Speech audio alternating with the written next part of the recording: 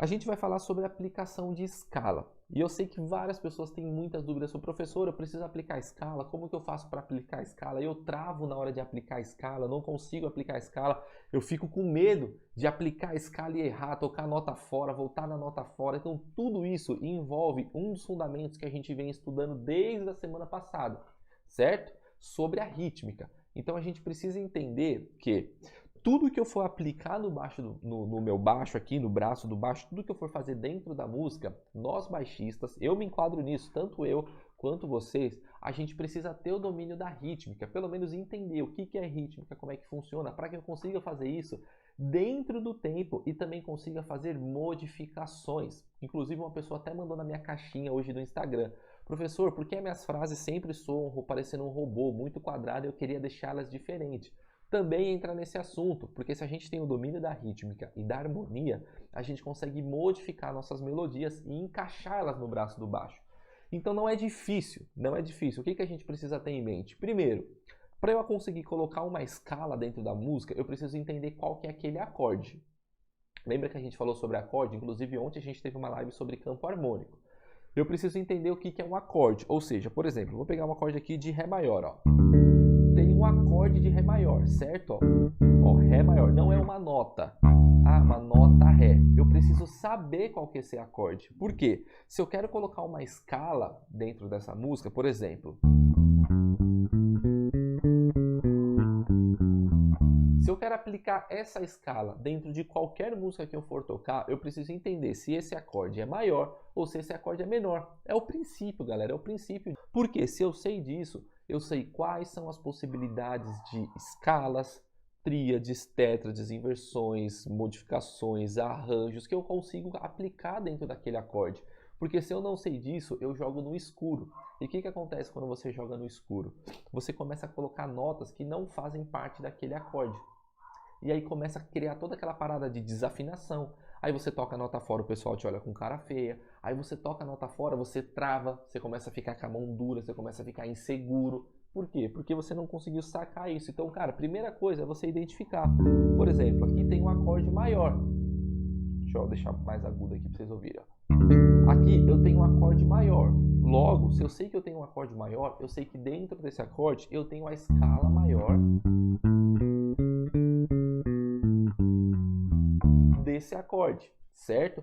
E para eu aplicar isso dentro da música, eu primeiro tenho que ter a consciência do quê? Toda vez que eu for querer aprender um shape, eu vou ficar preso no shape. E isso é uma das coisas que eu sou totalmente contra. Por quê? Porque o shape te paralisa. O shape, quando você está tocando, sei lá, um sol. Aí você quer fazer uma frase, uma escala em Ré. O que você faz? Você corre e quer fazer o shape no Ré. Não precisa disso. Não precisa disso, não precisa. Não me tole nisso. Aí eu tenho que aprender o shape. Que shape que é, cara? Um dos meus alunos fala: professor, que shape que é? Eu falo assim: cara, você está estudando da forma errada. Não é assim que eu estou te ensinando. Por quê? Porque o shape paralisa a gente. O shape impede que a gente torne ou expresse a nossa música, ou torne a nossa música muito mais musical. Deixa a parada soando como uma música, não como um robô. Por quê? Se eu ficar fazendo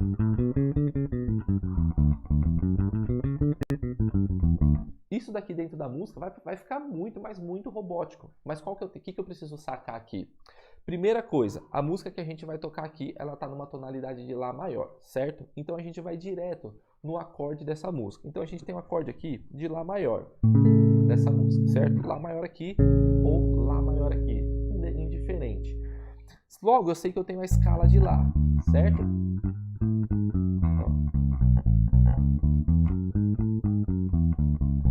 Tenho a escala de Lá maior. Já vou passar os detalhes para vocês, podem ficar tranquilos. O que eu preciso pensar?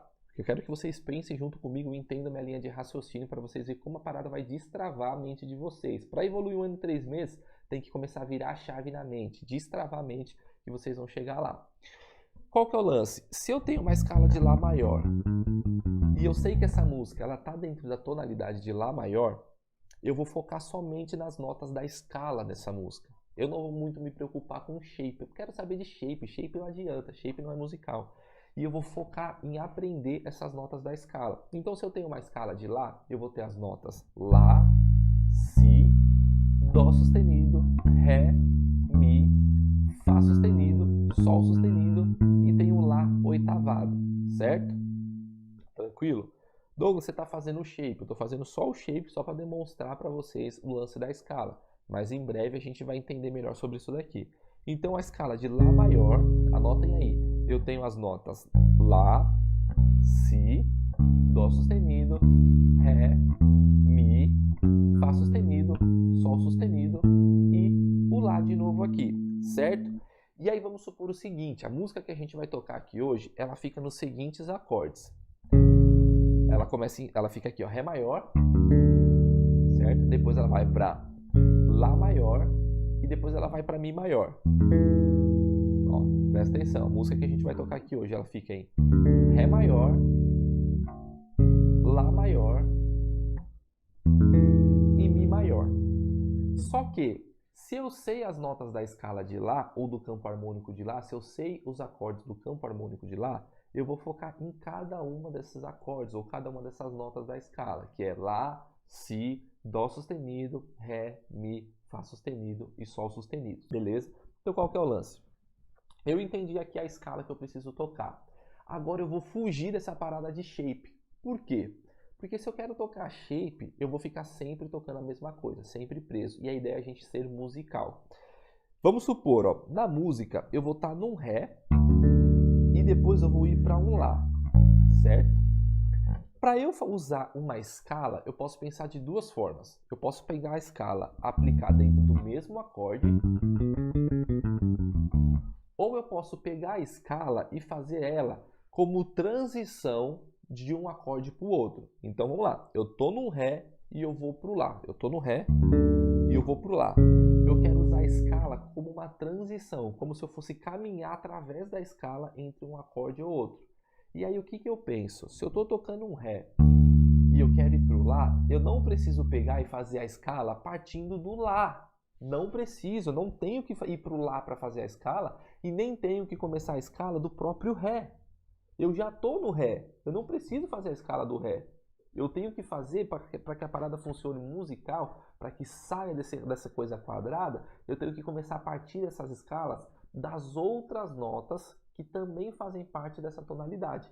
Também faz parte da escala, mas não é nem o Ré, que é o acorde da música, e nem o Lá, que é o acorde da música. Vocês estão conseguindo entender? Eu tenho os dois acordes da música, o Ré e o Lá. Quando eu for aplicar uma escala, eu vou usar outras notas que não sejam o Ré e nem seja o Lá. Por quê? Porque isso vai me trazer sonoridades muito mais musicais. E é muito simples a gente fazer isso. A gente só precisa pensar na parada antes de tocar, fazer aquela parada do mapeamento que eu ensinei vocês fazerem antes.